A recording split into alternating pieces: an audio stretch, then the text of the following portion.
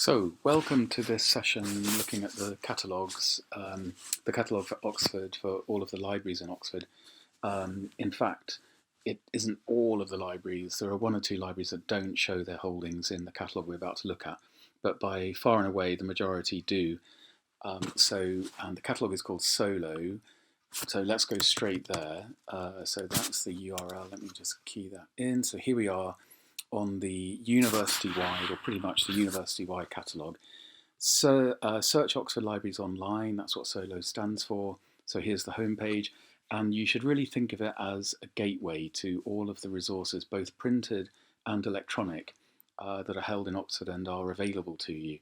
So the electronic resources, which we'll have a look at too, they are available to all members of the university, just by virtue of being a member. And in order to get the full access to all of the e-resources, you do want to sign in each time, and you're signing in at the top right.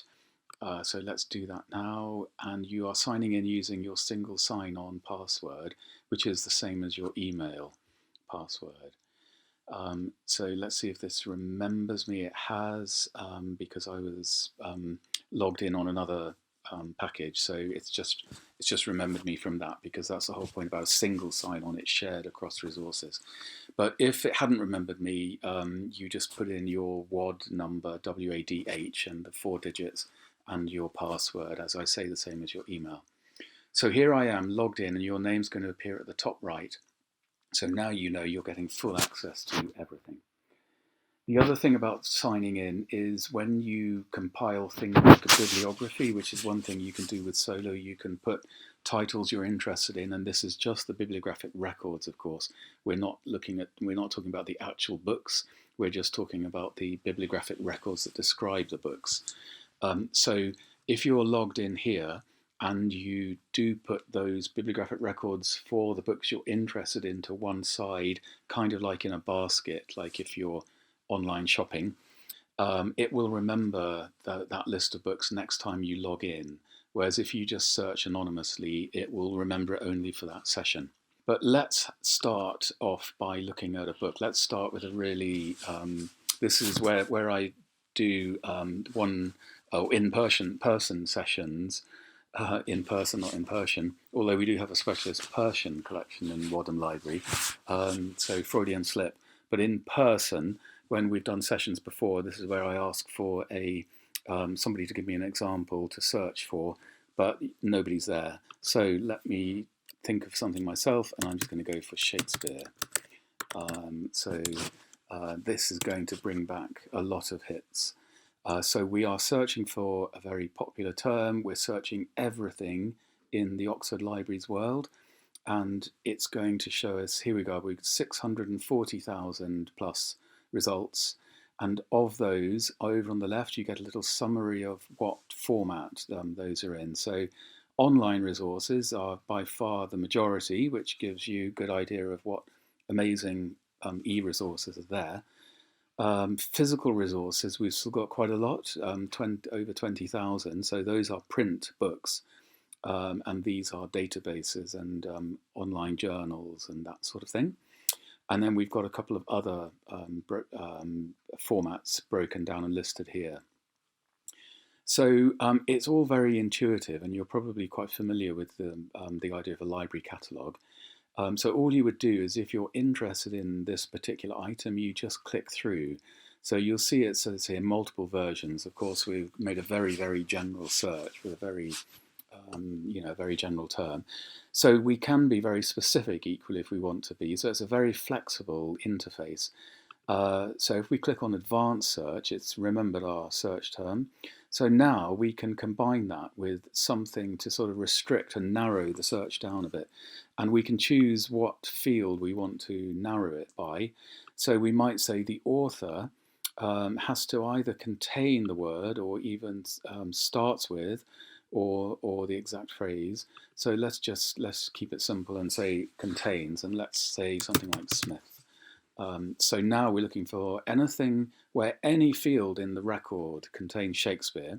We might pin that down a little bit and say it's the title that's got to have our search term. So you can see the flexibility straight away. You can control the results by filtering under any of these headings.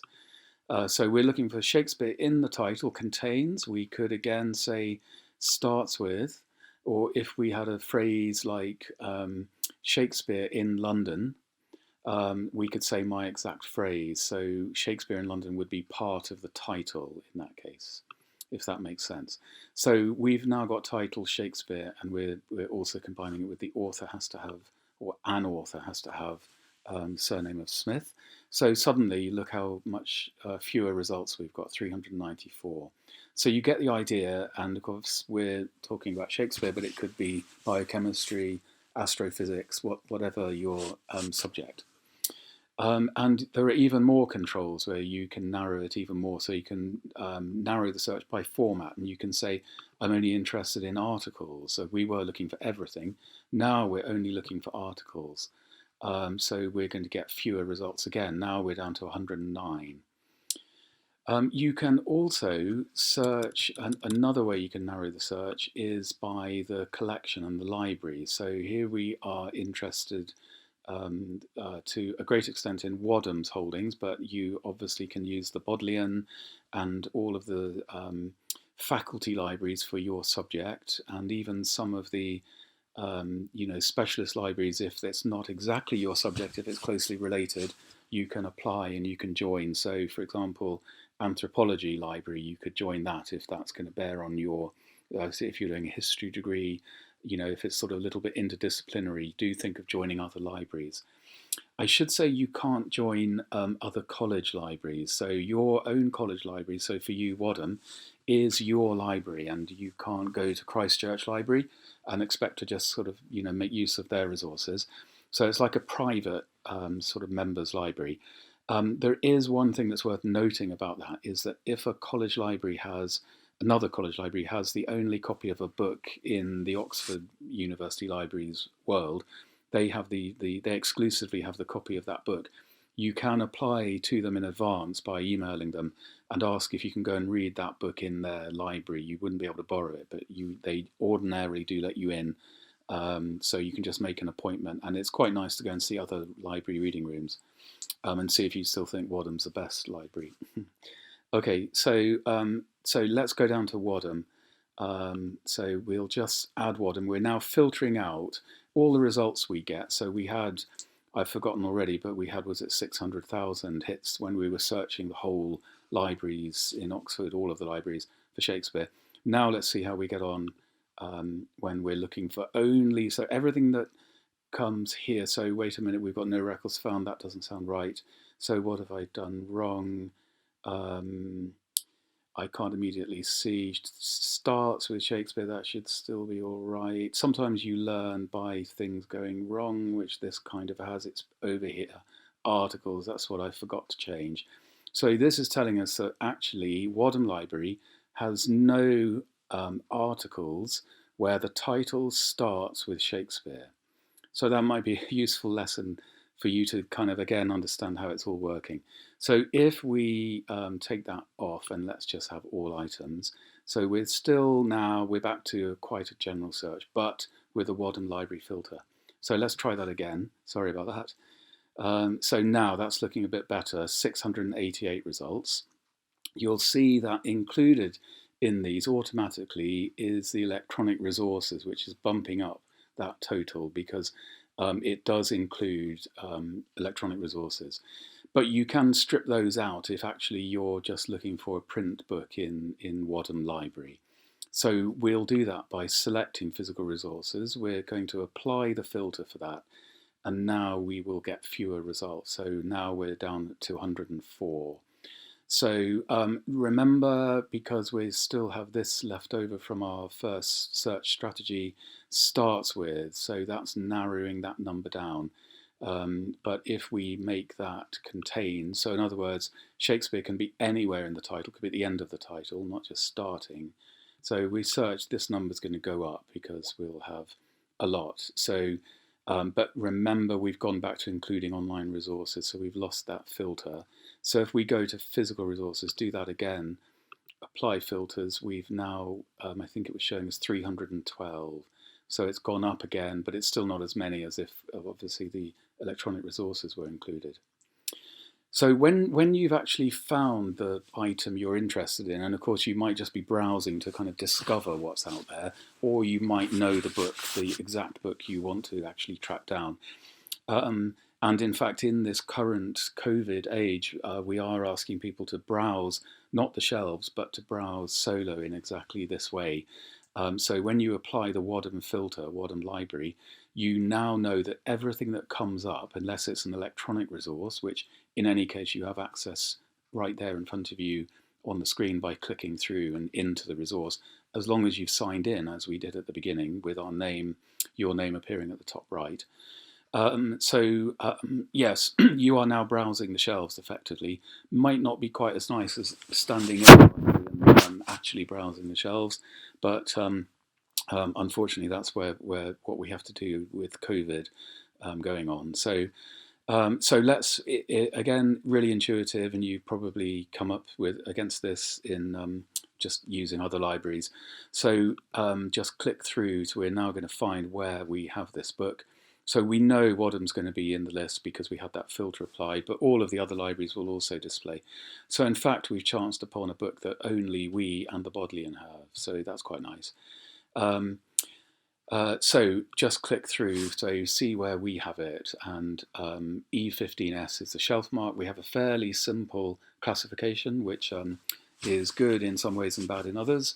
But so E is English, 15 is the 16th century, and S is Shakespeare, so it's as simple as that. And this is crucially available, so do pay attention to that, because if somebody else had borrowed it, that would actually give you the due date. It wouldn't say on loan, it gives you a date, and that's the date that the book is due back. So in other words, if there was a date there, you can't get this that quickly, you're waiting for the other person to return it. But this is nicely available, which is good. If you actually want to look at this book, what you need to do is click request here, and what that is going to be doing is sending the book to our book collection room. So with COVID, we are saying you can't go to the bookshelves because that's a risk if you're touching lots of books but leaving them on the shelves. Somebody else comes along. We're obviously practicing social distancing and being very careful about surfaces. So that's why you can't go to the bookcases. So to actually see this book, and in fact, really for this, what we're saying here is this is where you want to actually borrow this book. So please don't do what we're doing here if you just want to kind of browse it and look at it. You need to actually borrow the book. So it's a bit of a limit, but yeah. So we are going to then send requests. So this is going to our pickup location. I do send request, and here's a little confirmation message. So that my action in doing that, clicking on that request button, has meant that behind the scenes, the library team are going to get a message saying because you're logged in, we'll know who you are. You want this book to be delivered to our book collection room, which we have set up on staircase 19, and we have a little video on our website that explains this process and actually shows you how to get to that room to collect the book. So you do have to wait, as it says here, notified by email. You do have to wait to get that email, because when you get that email, that is telling you that we have had a chance to go and get the book from the shelves and put it in the book collection room. So when you get that email, you'll know you can go there and collect it. And we are holding books for 3 days, so please do collect it. It would help us a lot if you collect it as soon as you possibly can, but certainly within 3 days, otherwise it will go back to the shelves. And in fact, we're quarantining books for an additional 3 days, so that would be a bit of a lag time, unfortunately. Do bear in mind that we will buy extra copies as much as we can. I mean, we have to think about the budget and balance it all out, but we are certainly in the business of buying additional copies if you're finding that you don't, there's too much pressure on the numbers of books that we have. If lots of people are after the same book, we can buy a couple more copies to facilitate access to it. And all you would do is send an email to library@wadham.oxacuk. We do encourage book requests in that way. So I have now asked for this book, Shakespeare by Jeremy Lemon, published in 2007, to be sent to Staircase 19, where our book collection room is. So it's as simple as that. And that will have been issued to you when you go to the room to collect the book. All you've got to do is pick the book up and walk back out of the room again. You don't have to do anything else. Let's show you the electronic resources. So we'll keep our same search. So if we now strip out the print books and Google Books and the other categories, we'll apply the filters. So it's thinking about it. So now we've got 11 results, and these are all online. You can see the green button, online access. So some quite interesting looking things here. 1768, that's quite nice. All you would do is click on online access. Again, because we signed in at the beginning of the session, if you remember, at the top right, your name appeared. You don't have to do anything else. You're into this record. It just takes a bit of time to load. So here we are with it having loaded. So it's Google Books project. So held by the Bodleian, and you just scroll down and you can see you get some nice images of it. Yeah, there you are. You're right in the resource. I'm showing you now then how you compile bibliographies. So just to show you how it works. So this, let's say, is a title I'm interested in. So I could actually click on that and see where it is, but I'm just going to actually make my reading list of things I'm interested in. So all you need to do is add it to your favorites. There you go. And when you now click on that, it will appear. So there we go. It took a second to load, but there it is. So these are other ones I've done previously. So it's just added it to the top of the list. So as I mentioned, because you've done this when you're already logged in, when you leave this session, you could come back in 2 weeks and this will still be here, as we saw with my previous searches. So you can then export this list. You can email it to yourself or to anyone else. You can put it into a bibliographic package like EndNote.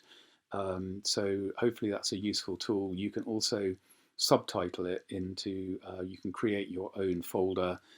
So if it was a particular branch of astrophysics, you could then call that folder that and put the books relating to that there.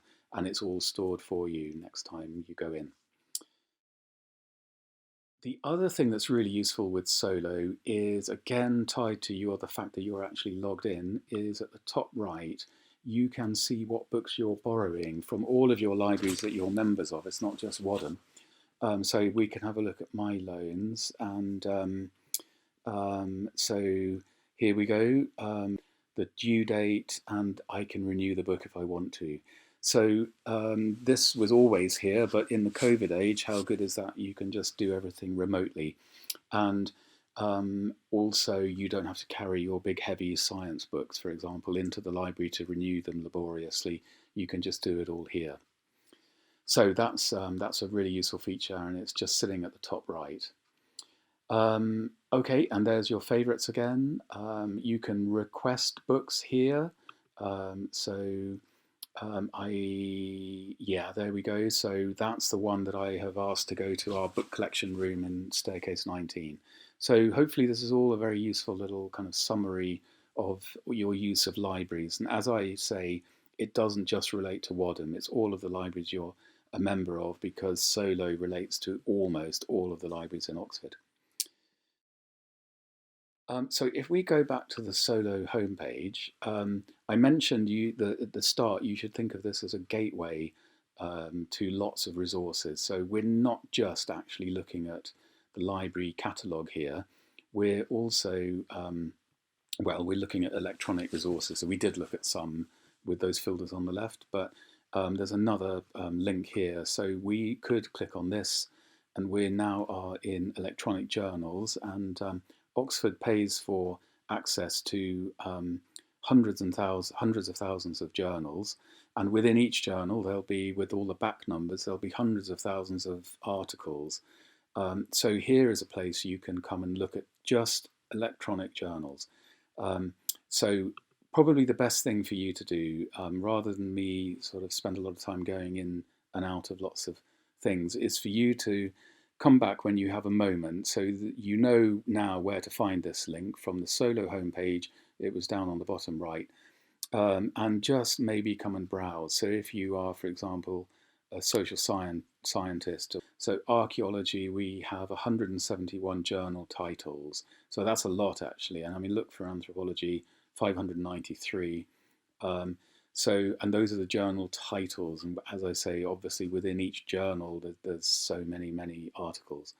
And all you would do is just click through, click on go. Now we're going to see the titles of all those 171 archaeology journals. And you would just click in, and then you would get all of the holdings and the back numbers, depending how far back the coverage goes. It could go back to 1920 when they've digitized the content in recent years, and they've built up a really good library of that journal.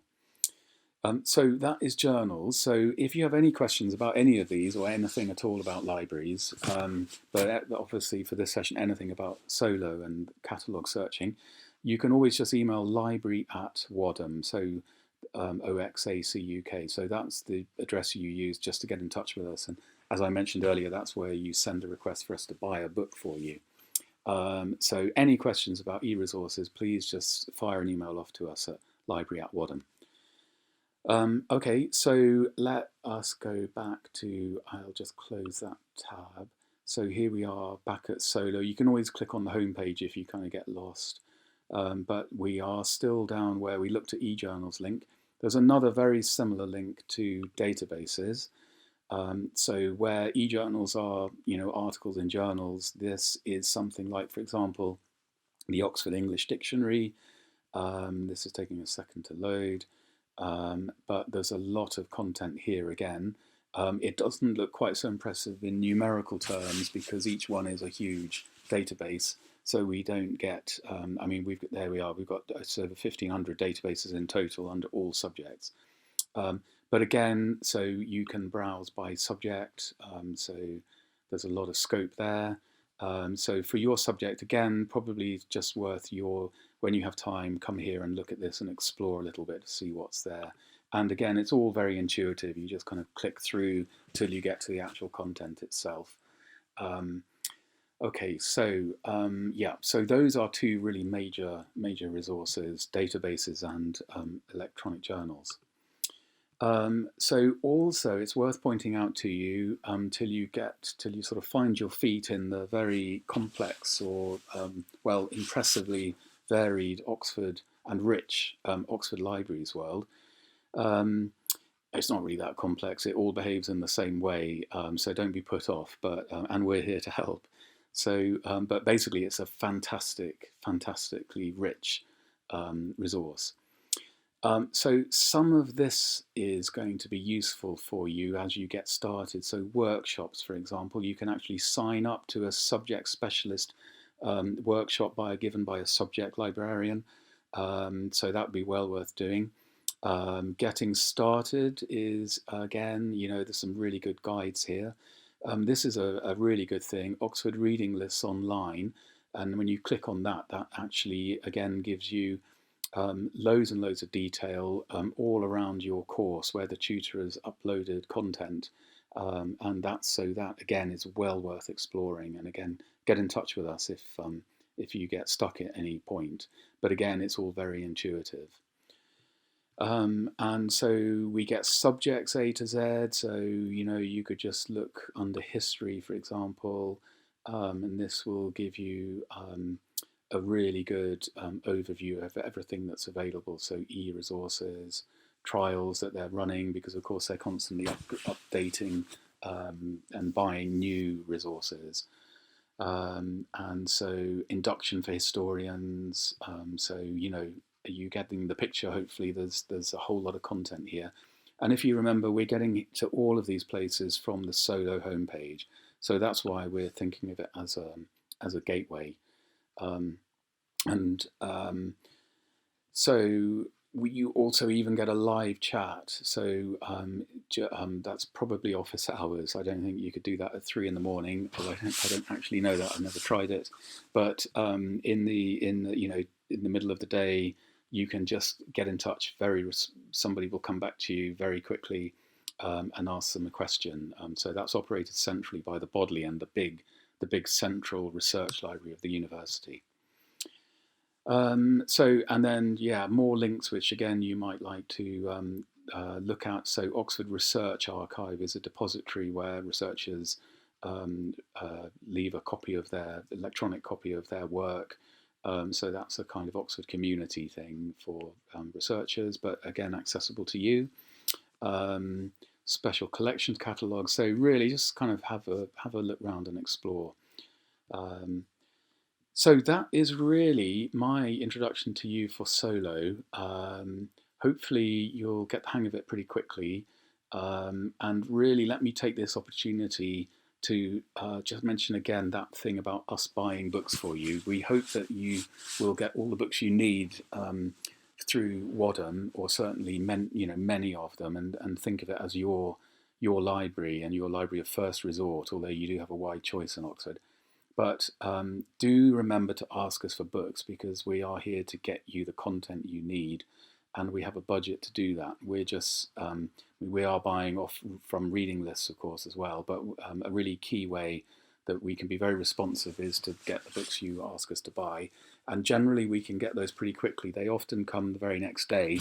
But I have to say we are quarantining books, unfortunately, for 3 days at the moment, so there is a slight lag. So if you can give us a bit of notice, that's going to help. Yes, thank you very much, and I hope this has been a useful session. And again, just get in touch with any questions. Thank you very much.